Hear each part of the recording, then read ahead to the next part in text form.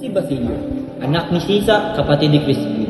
Bata pa lamang ako'y namulat na ako sa mapait na katotohanan na sa lipunang ito hindi pantay-pantay ang pagtingin sa mayaman, sa mahirap, at sa makapangyarihan at sa wala.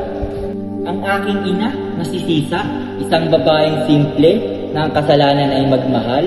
Sa bawat palad niyang sugatan, naroon ang kwento ng isang ina na binigo ng sistemang walang puso. Naging baliw siya dahil mahina ang kanyang isipan, kundi dahil sa sobrang sakit na kanyang tiniis.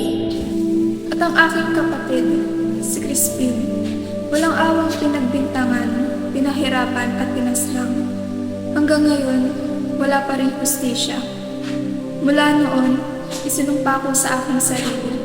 Hindi ko hahayaang may iba pang bata na mawalan ng kinabukasan, ng ina, ng katarungan.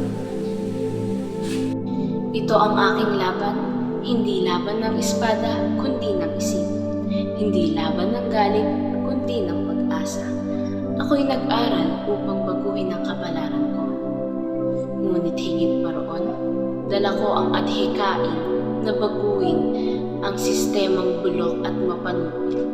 Naniniwala akong may pag-asa ang bayan kung ang kabataan ay kikilos, hindi lamang para sa sarili, kundi para sa mas nakararami.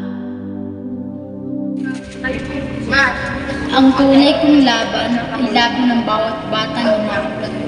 Laban ng mga pamilyang ninakawan ng digdigan. Laban ng mga tahimik na tinatapak-tapakan ng mga kapangyarihan.